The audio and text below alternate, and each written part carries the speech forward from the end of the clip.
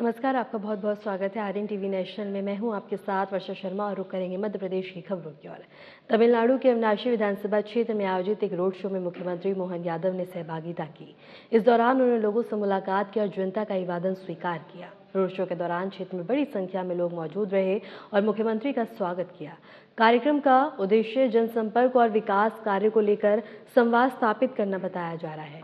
मुख्यमंत्री मोहन यादव की सहभागिता को राजनीतिक और जनसंपर्क कार्यक्रम के रूप में देखा जा रहा है।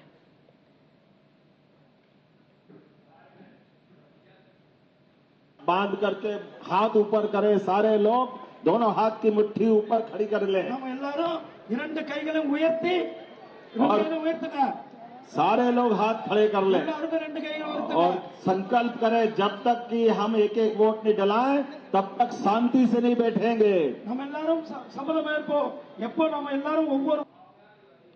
स्वर्ण जयंती सभागार प्रशासन अकादमी में सिविल सर्विस दिवस के अवसर पर एक विशेष कार्यक्रम का आयोजन किया गया। इस कार्यक्रम में प्रशासनिक अधिकारी और अन्य गणमान्य लोगों ने सहभागिता की। कार्यक्रम को संबोधित करते हुए कैबिनेट मंत्री ने कहा कि सार्वजनिक सेवाओं में सुधार के नवाचार बेहद आवश्यक है। उन्होंने कहा कि बदलते समय के साथ प्रशासनिक व्यवस्था में नई सोच और तकनीक को अपनाना जरूरी है ताकि जनता को बेहतर सेवाएं मिल सके। कार्यक्रम में प्रशासनिक सुधारों और सेवा गुणवत्ता को और भी अधिक प्रभावी बनाने पर भी चर्चा की गई है। और भोपाल से ये खबर हम आपको बता रहे हैं, जहां कैबिनेट मंत्री ने जानकारी साझा की है और इसके साथ ही अकादमी सिविल सर्विस दिवस के अवसर पर विशेष कार्यक्रम का आयोजन किया गया। इस कार्यक्रम में प्रशासनिक अधिकारी और अन्य गणमान्य लोगों ने सहभागिता की। कार्यक्रम को संबोधित करते हुए मंत्री ने कहा कि सार्वजनिक सेवाओं में सुधार के नवाचार बेहद ही आवश्यक है।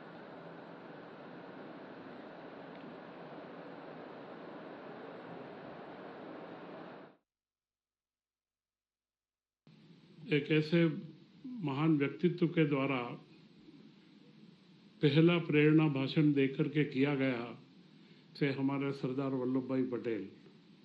सिविल सेवा दिवस को तो हम मनाएं, पर उन्हें याद करना भी एक बड़ा महत्वपूर्ण विषय रहता है कि हमारे दृष्टा, जिन्होंने देश की परिकल्पना को एक साकार रूप दिया और इस देश के विकास का और दुनिया के परिदृश्य पर भारत का क्या स्थान होगा और उनमें किनका महत्व सबसे ज्यादा है, उसको उन्होंने रेखांकित करा लिखा गया। उनके अर्थशास्त्र में कई जगहों पर शासकीय सेवकों का आचरण, उनके दायित्व और उनके ऊपर कई बातें लिखी गई है। तो आज यह दिवस आप और हम यहाँ मिलकर के मना रहे हैं और मेरा सौभाग्य है कि आज इस समारोह में मुख्य अतिथि के रूप में हमारे प्रदेश के मुखिया डॉक्टर मोहन यादव जी को यहाँ उपस्थित होना था, परंतु तमिलनाडु के चुनाव का आज आखिरी दिन है और उन्हें वहाँ जाना पड़ा और यह दायित्व मुझे दिया गया। मेरे लिए बड़ा सौभाग्य का विषय है कि हम जिन सेवाओं का संकल्प लेकर के शासन के पदों पर आते हैं और उनमें हमारे साथी किस तरीके से कार्य कर रहे हैं, एक आज के दिन हम उसका गहन चिंतन मनन भी करते हैं और उसी क्रम में यह अवार्ड की एक श्रृंखला जो प्रारंभ हुई है उसका भी हम पुरस्कृत भी करते हैं, बधाई भी देते हैं। परंतु यह पुरस्कार प्रतीकात्मक है और दूसरों को प्रेरणा देने का कार्य करते हैं, चेतना जागृत करने का कार्य करते हैं। इस समारोह में आज हमारे बीच उपस्थित हैं हमारे मुख्य सचिव अनुराग जैन साहब, जिनका अपना व्यक्तित्व आपसे और हमसे छुपा हुआ नहीं है। मध्य प्रदेश के साथ में देश में भी आपने हमारे प्रधानमंत्री नरेंद्र मोदी जी के करीब रहते हुए भी कई नए आयामों को अंजाम दिया है। ये हमारा मध्य प्रदेश का सौभाग्य है कि उनकी सेवाएं हमको प्राप्त हो रही है। उसी के साथ आज यहाँ हमारे विशिष्ट अतिथि के रूप में श्री आदिल जैनुल भाई, जिनके बारे में मैंने परिचय देखा है, प्रबंध की विभागों के और जो प्रबंध के अलग अलग आयाम रहे, देश के क्वालिटी कंट्रोल, क्योंकि आज के इस समय में भारत के लिए सबसे महत्वपूर्ण बात है कि हमारे उत्पादों की क्वालिटी क्या हो और गुणवत्ता क्या हो, क्योंकि दुनिया के ग्लोबल स्तर पे, दुनिया के अंदर अगर हम देखें तो लगातार क्वालिटी और उसकी कंसिस्टेंसी कैसी बनी रहे, गुणवत्ता कैसे बनी रहे और वह लगातार कैसे रहे, उसके प्रबंध के वे भारत के प्रबंधक भी रहे। और आज रिलायंस इंडस्ट्रीज के प्रबंध के अंदर आप बोर्ड में भी हैं, परंतु एक एकेडमिशियन सैद्धांतिक रूप से जिन्होंने उद्योगों के क्षेत्र को छोड़ करके शासन की प्रणालियों में भी लगातार अपना योगदान दिया है, कैसे अच्छे वक्ता हमारे बीच में हैं जो आपके ज्ञानवर्धन के लिए, आपके विचारों को एक नई दिशा देने के लिए उपयोगी रहेंगे।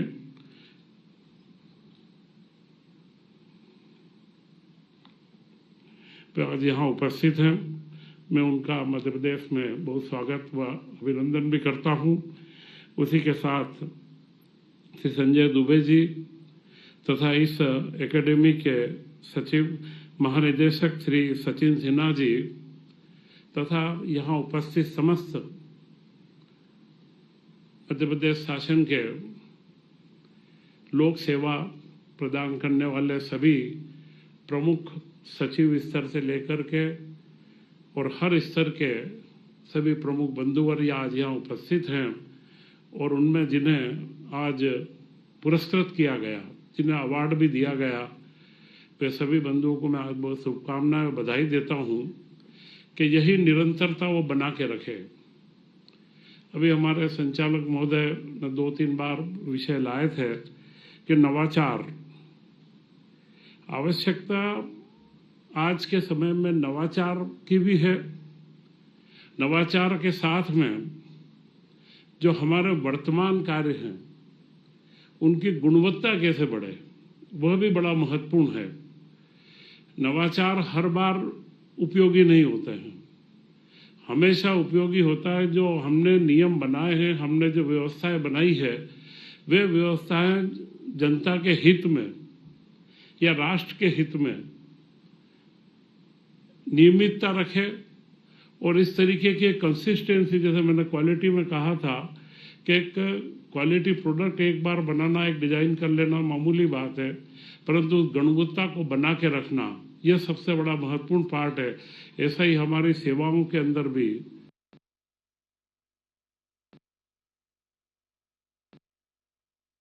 कांग्रेस राष्ट्रीय अध्यक्ष मल्लिकार्जुन खड़गे द्वारा प्रधानमंत्री नरेंद्र मोदी पर दिए गए आतंकवादी बयान को लेकर राजनीतिक विवाद गहरा हो गया है। इस पर प्रतिक्रिया देते हुए मध्य प्रदेश के मंत्री कैलाश विजयवर्गीय ने कड़ा पलटवार किया। विजयवर्गीय ने कहा कि नरेंद्र मोदी को मल्लिकार्जुन खड़गे से किसी प्रमाण पत्र की आवश्यकता नहीं है।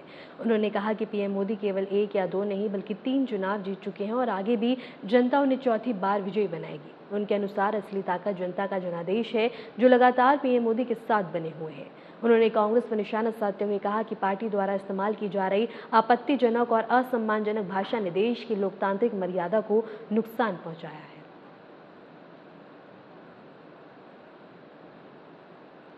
मल्लिकार्जुन के प्रमाण पत्र की मोदी जी को आवश्यकता नहीं है। वह इस देश के अंदर पहला चुनाव नहीं जीते, दूसरा चुनाव नहीं जीते, वो तीसरा चुनाव जीते और चौथा चुनाव भी जीतेंगे। तो जनता का प्रमाण पत्र की आवश्यकता, और जनता उन्हें प्रमाण पत्र दे रही है। जहां तक मल्लिकार्जुन जी का सवाल है और पूरी कांग्रेस का सवाल है, जिस प्रकार शब्दों की दरिद्रता के कारण इस देश के प्रजातंत्र को उन्होंने कलंकित किया, चाहे वो राहुल जी प्रधानमंत्री को तू तू करके बोलते हैं, ये हमारे संस्कार थोड़ी है। हम तो कभी सोनिया नहीं बोलते, हम सोनिया जी बोलते हैं। बोलते हैं नरेंद्र सरेंडर, प्रधानमंत्री वो इस देश के। क्या इस प्रकार की भाषा बोलना चाहिए किसी दल के व्यक्ति को? हम राहुल जी बोलते हैं, हम नेहरू जी बोलते हैं, हम भी बोल सकते हैं जवाहर, हम भी बोल सकते हैं राजीव, हम भी बोल सकते हैं राहुल, हम भी बोल सकते हैं सोनिया, पर ये हमारे संस्कार नहीं, ये कांग्रेस के संस्कार है। और कांग्रेस बोल सकती है, कुछ भी बोल सकती है, उनके पास शब्दों की दरिद्रता का प्रमाण पत्र है। मैं फिर इसको रिपीट कर रहा हूं, कांग्रेस के पास शब्दों की दरिद्रता है। हिंदी इतनी अच्छी भाषा है, इतनी रिच भाषा है, इसमें इतने खूबसूरत शब्द हैं, पर उनको शब्द ही नहीं मिलते शब्दकोश में। ये उनके संस्कार है, ये उनकी संस्कृति है। लोकसभा में 131वां संशोधन विधेयक खारिज होने को लेकर राजनीतिक चर्चा अब तेज हो गई। इस पर प्रतिक्रिया देते हुए मंत्री कृष्ण गौर ने बयान दिया। उन्होंने कहा कि वर्ष 2023 में लोकसभा में जितने भी प्रस्ताव रखे गए थे, उसमें जो आपत्तियां सामने आई थी, उन्हें दूर कर एक बेहतर रूप ये प्रस्ताव सितंबर 2023 में फिर से प्रस्तुत किया गया। उन्होंने कहा कि इस विधेयक को जिस तरह से मंजूरी मिली वह सभी के सामने है। सारे जितने भी प्रस्ताव लोकसभा में प्रस्तुत हुए थे, उनमें जिस प्रकार के अवरोध आए थे, उन अवरोधों को दूर करते हुए एक बहुत बेहतर स्वरूप में इस प्रस्ताव को 2023 सितंबर में लोकसभा में प्रस्तुत किया गया। और जिस प्रकार का प्रस्ताव बनाया गया था, हम सब जानते हैं कि किस प्रकार से उसे सर्वसम्मति मिली और सर्वसम्मति से वो पारित हुआ। जो मुख्य बातें उस हमारे अधिनियम की थी, उसमें प्रमुख रूप से लोकसभा, विधानसभा और दिल्ली में कुल सीटों में से 33 सीटें महिलाएं, 33% सीटें महिलाओं के लिए आरक्षित करना था। आरक्षित सीटें जिसमें अनुसूचित जाति और जनजाति से भी 1/3 सीटें महिलाओं के लिए आरक्षित होगी। यह आरक्षण सीधे तौर पर लागू नहीं होगा, यह आगामी जनगणना और उसके बाद होने वाले डिलिमिटेशन परिसीमन के बाद ही प्रभावी होगा। यह आरक्षण 15 वर्षों के लिए मान्य होगा, जिसे बाद में बढ़ाया जा सकता है। और यह मूल रूप से 128वां संविधान संशोधन विधेयक था, जो पारित होने के बाद 106वां संशोधन विधेयक कहलाया। और इन शर्तों की प्रतिपूर्ति के लिए ही यह संशोधन विधेयक 3 दिन के उस विशेष सत्र में सरकार द्वारा लाया गया था। लेकिन हम सब ने देखा, पूरे देश ने देखा कि 16 और 17 तारीख को लोकसभा के उस फ्लोर पर महिलाओं को किसी भी प्रकार आरक्षण ना मिले, इसकी पूरी कोशिश कांग्रेस सहित पूरे विपक्ष ने की। हम तो शुरू से ही कहते थे कि इस देश में कांग्रेस हमेशा से महिला विरोधी पार्टी रही है।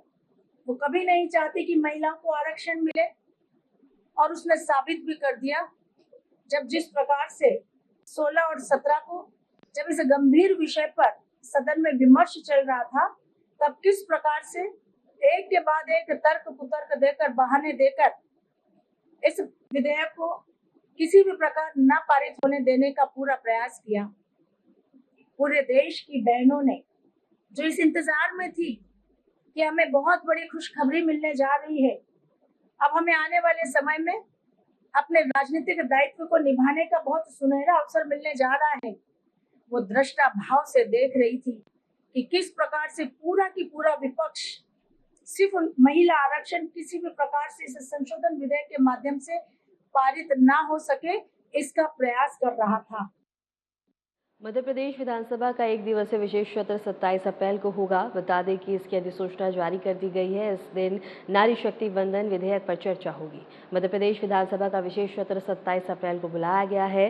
राज्यपाल ने अपनी शक्तियों का प्रयोग करते हुए इस विशेष सत्र को आमंत्रित किया है। नारी शक्ति वंदन अधिनियम पर यह एक दिवसीय सत्र बुलाया गया है। इसमें सभी सदस्यों को उपस्थित होने के लिए आमंत्रित किया गया है और सभी विधायक इस दिन राजधानी भोपाल में जुटेंगे।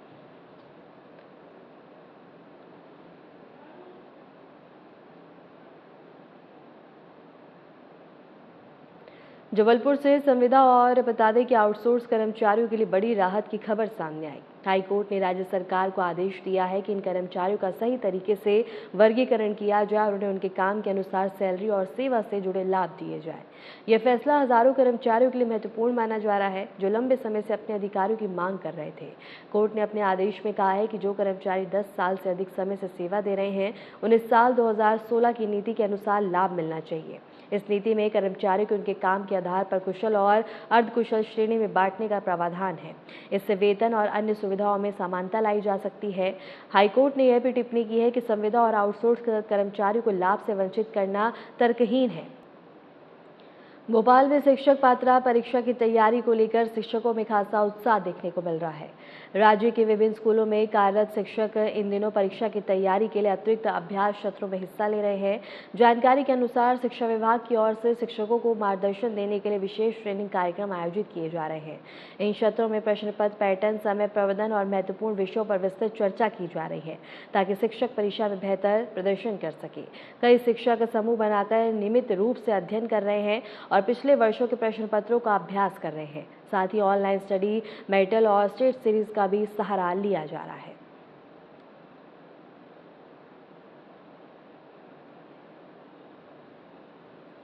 मध्य प्रदेश में गर्मी का असर अब दिन के साथ साथ रातों में भी साफ दिखने लगा है। कई शहरों में तापमान 42 डिग्री सेल्सियस के पार पहुंच गया है। मौसम विभाग ने भोपाल समेत 9 जिलों में पहली बार वार्म नाइट का अलर्ट जारी किया। इसी बीच भीषण गर्मी को देखते हुए महर जिले में भी प्री प्राइमरी से कक्षा 5वीं तक के सभी स्कूलों में 21 अप्रैल से 30 अप्रैल 2026 तक अवकाश घोषित कर दिया गया है। वहीं कक्षा 6वीं और 12वीं तक की कक्षाएं सुबह 7:30 बजे से 12:30 बजे तक जारी रहेंगी और शिक्षक दोपहर 1:30 बजे तक स्कूलों में उपस्थित रहेंगे। पहले से तय परीक्षा और अन्य कार्यक्रम यथावत रहेंगे।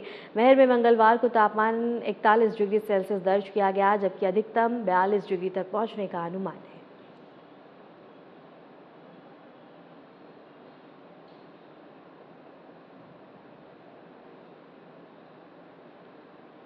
मध्य प्रदेश के भोपाल और हरदा में लेंसकार्ट को लेकर विवाद खड़ा हो गया। आरोप है कि कंपनी के कथित कोड या प्रोफेशनल सामान में सनातन से जुड़ी आपत्तिजनक या विरोधी टिप्पणी जैसे संकेत मिलने के बाद लोगों में नाराजगी फैल गई। मामला सामने आने के बाद सोशल मीडिया पर तीखी प्रतिक्रियाएं देखने को मिल रही हैं। कई यूजर्स ने इसे धार्मिक भावनाओं से जोड़ते हुए कंपनी का विरोध शुरू कर दिया, तो वहीं कुछ लोगों ने इसे गलतफहमी या गलत व्याख्या बताया है। भोपाल और हरदा में कुछ स्थानों पर स्थानीय स्तर पर भी असंतोष जताया गया और लोगों ने मांग की है कि कंपनी इस मामले पर स्पष्टता दे।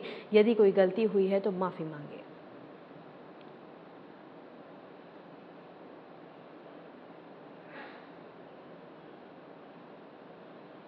सीहोर के ग्रामीण अंचलों में जल संकट गहराने लगा है। पेयजल की किल्लत को लेकर 12 गांवों की महिलाओं ने सीहोर कलेक्टर दफ्तर पर हल्ला बोल दिया। कलेक्टर में चल रहे जनसुनवाई के दौरान महिलाएं खाली बर्तन लेकर पहुंची।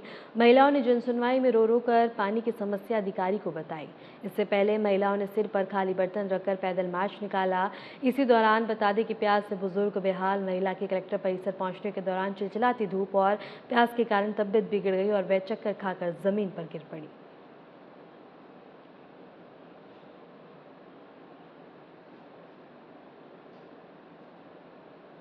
शाहपुर जिले की कालापीपल इलाके में इन दिनों एक शादी की खूब चर्चा हो रही है। वजह कोई आम नहीं बल्कि दूल्हे का शाही अंदाज है। अक्षय तृतीया के शुभ मुहूर्त पर दूल्हा अनमोल अपनी दुल्हन को लेने के लिए सड़क के रास्ते नहीं बल्कि आसमान से उड़न खटोले से सवार होकर पहुंचा। जैसे ही बता दें कि गांव में आसमान में हेलीकॉप्टर की गड़गड़ाहट सुनाई दी, पूरे गांव में हलचल मच गई। लोग अपने घर, खेत और खलिहान छोड़कर हेलीपैड की तरफ दौड़ पड़े और इसके साथ ही क्या बच्चे और बुजुर्ग, हर कोई इस अनोखे नज़ारे को अपनी आंखों में कैद करना चाहता था। देखते ही देखते मौके पर ग्रामीणों की भारी भीड़ जमा हो गई। लोग मोबाइल से वीडियो बनाने लगे और इस शाही बारात के साथ सेल्फी लेने की होड़ मच गई।